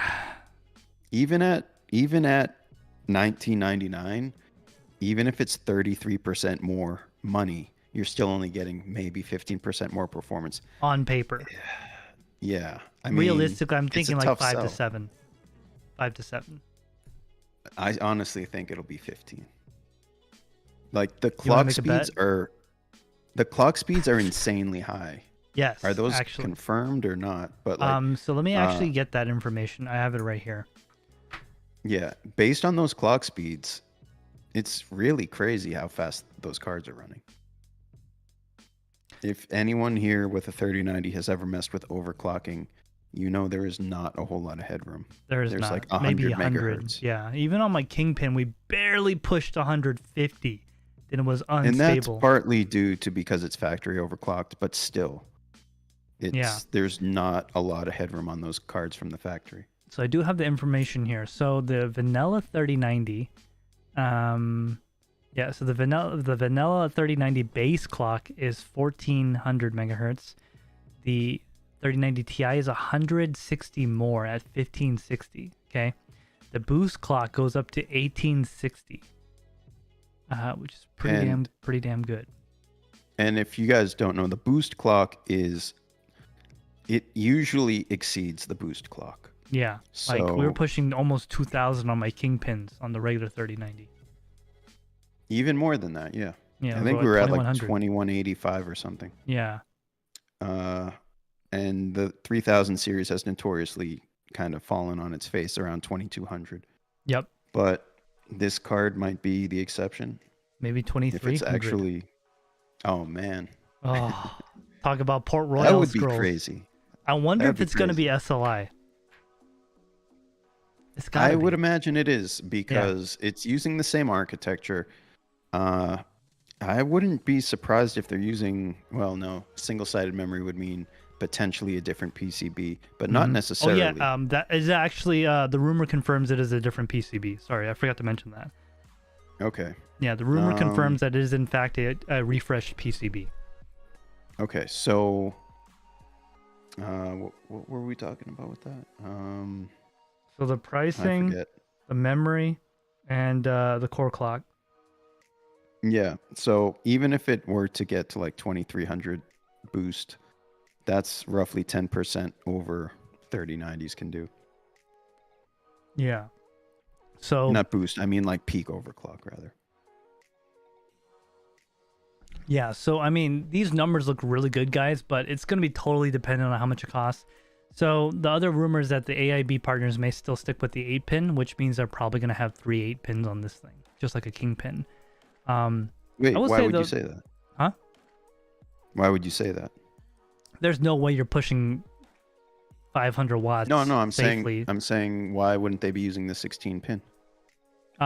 They're saying that some AIB partners may choose to still use the 8-pin, but there's a leaked image I would from be surprised. Yeah, there's a leaked image from Galax or something like that shows a 16-pin in there. Microfit. Yeah, 16 well, pin. like I don't think a lot of AIBs are going to want to invest in this card because it's the last of the generation. So there's no I would room for assume profit they're on going this to. thing. What's that? There's no room for profit on this thing, in my opinion. Yeah. So I would think they're going to stick with an NVIDIA reference design, which is the design NVIDIA provides to AIBs. And I would be shocked if that doesn't have the 16-pin connector. Yeah. So if a board, if an AIB wants to do a custom board, then they can do whatever they want for the power connector. But I think they're just going to try and keep it simple and basically release as many cards as they have to keep NVIDIA happy because, you know, if they were like, we don't want to release those cards, there's no profit. NVIDIA would be like, okay, well then you don't get any more dies of it. Yeah, I mean, I hope they have an in-person launch because then I might be there. If it's over 2,000, I'm not going. Sorry guys, I'm just gonna wait till the crash. So in chat, CPPC Tech says, I seen Euro numbers and doing math, priced it at $3,000. Ouch. The conversion isn't always great though. Because a lot of times that has to do with how available cards are in certain countries. So, you know, especially when dealing with euros, that could be any place, depending on where that price was captured from, what kind of retailer, what country they're in. So the conversion isn't always great, but I would be shocked if there aren't AIB cards for that price. Are there even Founders Editions outside of North America? For what? Do they sell them anywhere? Because they only sell them at Best Buy. Yeah, so the Founders Editions are available in other parts of the world. I can confirm that. Okay. They're very expensive, but you can get them. Right. Okay, Yeah, it's so mostly like Britain, Canada, stuff like that. But all the other countries, the smaller countries, not really. They're hard to get. Yeah, Unless you're, for some reason, if you're in Sweden, the Baltic states, basically, it's not that hard to get, relatively speaking. But if you're like in Afghanistan, Iraq, Africa, African states, New Zealand, it's like really expensive. Yeah, I would think. Why? I don't know. Your country's trade laws or whatever. I have no idea. I would estimate somewhere between $500 to $1,000 over 3090s at a given SKU, like Founders Edition or a For the Win 3 or a Strix. I would imagine somewhere between 500 and 1,000 more. Yep. Real quick, I'm just gonna finish up chat. We're gonna finish up the 3090. Then we're just gonna go into our open session. Then basically, you know, I don't know how much time do you have tonight, Andrew? Get a little more time. Yeah, I'd say I got like another 15 minutes. So, D Miner says, just when you get 10, send me one and it's all good. So if there are in fact $2,000, I mean, I have 20 grand just sitting around. I just put all that into a house, so I don't. Yeah. Golden Wolf says, Nemesis, didn't your Kingpin 3090 do 134 MHASH? Nemesis, if you're here, that's pretty interesting. You must have gotten that thing really cold. Yeah, so that's about the 3090 Ti, guys. If it's low price, I might consider getting it, but at this point, probably not. Because of what's going on with me and the channel, like, you know, moving and getting a house, our production capability is kind of limited at the moment. So as soon as I close on a house, things will get a little better. But until that time, I am trying to get a house like hardcore. I'm like literally going out every night trying to get one. So until that happens, it just doesn't make sense to buy a 3090 Ti if it's not even a good value. Yeah, that's the thing. When you get into these high-end cards, they're just not good. So, all right, guys. Well, that is going to be it for the stream. Or sorry, for the topics tonight. We're going to kind of go into our AMA session. You can ask us any questions, anything about us, what's going on in the world, or otherwise. You can ask about Andrew's hat. A lot of people have questions about that. You can ask about my hair. Just a real quick in the chat. What color do you think my hat is? Because I don't think there's any question, but I've had some people get it wrong. Well, I've seen it in person, so that I'll be kind of cheating. But it looks fairly representative, right?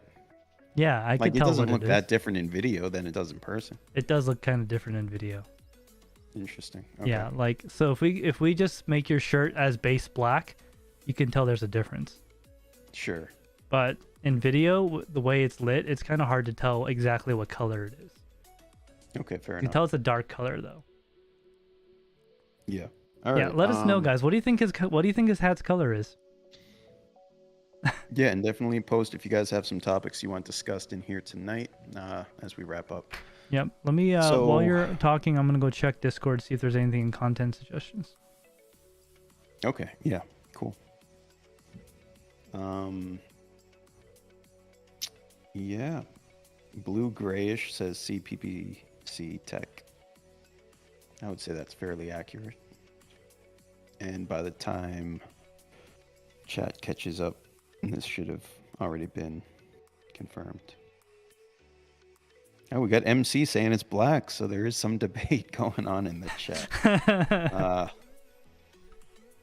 Well, you see, CPPC Tech is watching on an OLED display, so his colors are probably more accurate. GT Man says it's gray. Is this like that white and blue, or white and gold, or that dress that people couldn't tell what the color was on the internet? Oh man. What is this? Dude, you remember that? No idea. Oh my god. Everyone in chat knows the white and gold dress or blue and black dress. No. Everyone in chat. Never heard about it. Oh man, that was like the biggest story. Yep, I don't know. I'm afraid I do not know what the hell you're talking about. Are you serious? Gold and black dress? Oh man, hang on. I'll get you a link. Oh man, that's unbelievable.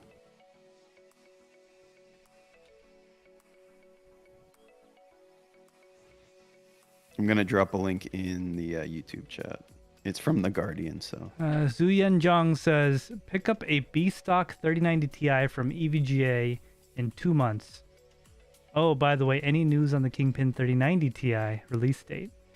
Man. I don't know if they're going to make one, honestly. Like, it probably... There's not enough chips to bin. I don't know. Like, I don't know. Yeah, I would expect that we don't really see too many of those cards anyway. Yeah. It will be like a increment over a paper launch, in my opinion. Yeah, Zhu Yanzhong, I have no idea. I don't know. I don't think they're gonna make one because there's just the 3090 the Kingpin series has always been. Wait a second. What? No, I take that back. What? I take everything back. Why is that? There will be a Kingpin. What did you just No, post? there will be a Kingpin. And my evidence is that EVGA E1 case video teaser with that Kingpin that is not the current yeah, Kingpin. you're right. That thing's gonna be like a $5,000 card. Maybe they'll just stick with the hybrid then. Yeah. Y2K Anonymous, I think. Is that what that is? Anonymous? Yeah, that's anonymous. Yep. Yeah, Y2K Anonymous. Well, look what we have here. How you doing, man? Welcome to the live stream. We're actually at the close to the end here, but we're going to go for a couple more minutes and answer any questions and stuff. Golden Wolf shows chocolate crotch crickets. I actually have that shirt. It says no to crotch crickets. I have that shirt. I was actually wearing that during one of my videos and while I was at Best Buy. So, Andrew, are you excited about standing in line on the 29th? Well, it should be. I'm looking at the forecast. It's looking like it's warming up. I'm not too worried about it. Well, you know, we don't have to show up early, right? We could just go there in the morning. We can just waltz in. Yeah, we just go there in the morning. There won't be much of a line. I mean, come on. It's going to be like a $2,000-something card. And, of course, mining is dead, so no one cares anymore. No one's going to be there. So I got one of my 3090s by waiting in line at Best Buy. And I got there about... When did they give out tickets? 6? 7? 6 yeah, so they passed them out at 6 a.m. Yeah, I got there like a half hour before that happened. Do I still have my ticket? Got a ticket. Hold on, let me go see if I have my ticket somewhere. Keep talking. Yeah, no, I mean, it really depends on your location. And earlier on, it was way easier to get cards than towards the end because everyone was in line in the more recent drops. But if you follow tech news, the more recent drops also had some physical altercations, which made Best Buy say maybe we won't do more in-person drops, which is unfortunate for everyone. Because if you've tried to get a GPU from bestbuy.com, you know it is not a guarantee by any means. It is more of like an emotional roller coaster. Who, me? What? You saying I'm an emotional roller coaster? I didn't say that. Did you not have your headphones on? I did not. Oh, no, I was saying trying to buy a GPU on bestbuy.com specifically. So this is dated 6/3/2021, which is the last drop I went to. That's what they look like, guys. And just to be clear, it says 3080 Ti. Yeah. Well, they didn't have 3090. Yeah, is that what you... So you didn't want to get that card, but it's what you got. Dude, I stood in line all night. Yeah. That's all they had. You got that on launch day of the 3080 Ti, right? Yep, this was the launch day one. Okay, so that's kind of cool. That's kind of cool. I like this is so. If you guys been following the channel for a while, this card stream was when Gamers Nexus showed up.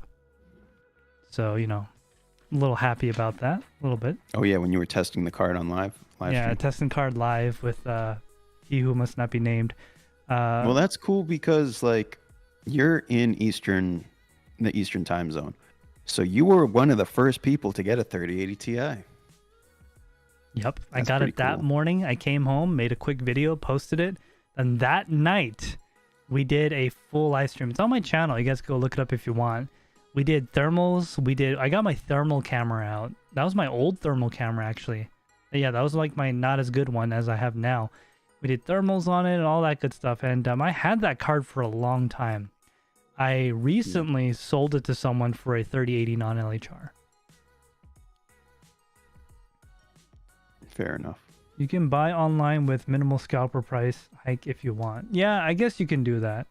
But yeah, so basically, they give these things out at like 6 a.m. or whatever, and then you get in line. I kept it because this was like an historic event. I was trying to get a 3060 Ti that's the day I went, and the last slip was handed out like 3 people in front of me, so I was like, all right, I guess I'm getting a 3090. I mean, if you look at my second to last Best Buy video, they're basically the same price anyway. Yeah, if you look at the second to last Best Buy video, as the guy was running out of cards, the slips, the last person in line got it. Everyone got a card that day. People were just leaving when there was only the 3090 left the day I was there. They were actually returning the tickets, which is insane if you think about it. Can you imagine how many people would kill to get those tickets? Kill? Yeah. I believe it. All right, guys. So we are going to go to the closing portion of this stream. I'm not going to do the normal closing because if you're already here, you already know. So I'm just Yep. going to go into the ending session. Andrew, did you have anything else you wanted to talk about? No, that's a good stream tonight. We appreciate everyone who's still here with us, even the ones just popping in now. It's been a fun one, almost 2 hours. So wow. Yeah, it's been a fun one for sure.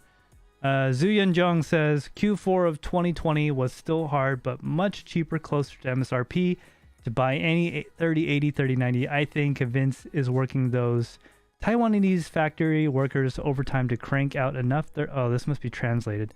3090 Ti Kingpin to at least provide RLS. That's not huh? That's not a translation. He's referring to Vince as Kingpin is working those Taiwanese factory workers overtime to crank out the 3090 Kingpins. Yeah. No, I mean exactly. Yeah. Ziyang Jiang says, I don't know if I'll be lucky enough to make it into the new queue. BS though, IDK, it's all rigged now. Oh yeah, I forgot about that for a minute. Yeah, it's kind of rigged. I honestly, pricing wise, I want a Founders Edition. If anything, I don't want to be spending Kingpin prices. No, I mean, honestly, the Kingpin's not gonna be that much better. I mean, I had 2 Kingpin 3090s. They weren't. Well, that's what it is. The whole 30 series, the whole 30 series lineup, we've pretty much seen that the Founders Editions can go head to head with any other card, pretty much. Exactly. Like if you're not doing crazy extreme overclocking like a Kingpin, like all the AIBs in between Founders Edition and Kingpin card are kind of negligible. Yeah, it's like 1 to 5% at most. Like it's probably like 1 to 2. Like you don't really get that much. All right, guys. I think that's going to be it for tonight. We've been on for nearly 2 hours, and thank you for everyone for being here. Thank you for everyone that donated super chats. Let me just give them a call out. Golden Wolf, thank you for donating. CPPC Tech, you donated twice, and thank you for MC for being a loyal follower for over 3 months. Thank you to all you guys and everyone else here that are just watching and supporting the channel. Because you guys do mean a lot to us, and we wouldn't be here without you guys. So we really appreciate it. We love the community, and we're glad you're here. So with that, I am TekShinji, and what's your name again? I think my name is Mastermind Andrew. If you don't know, my name is Mastermind Andrew in the Discord and on YouTube. So you can call me Mastermind or Andrew, but just don't call me Intern Andrew ever again. Yeah, Trial's been doc. Golden Wolf says TekShinji DCA mining after dark next live. Oh yeah, so yeah, DCA Venture might have a thing after. Zuyan Jung says good stream tonight, boys. LOL. Y2K Anonymous to see ya at the next stream. Yep. Remember, guys, this has been the Tek Torrent Podcast. Same bad time, same bad channel next week. Probably gonna be later from now on. We're definitely changing it to 6:30. We might try 7. 7's been working pretty good, like as you can see today. So we'll see how that goes. All right, guys, have a good night, everyone. And of course, we'll see you guys in the next one. Thank you for everyone that joined, and have a great night. Bye-bye.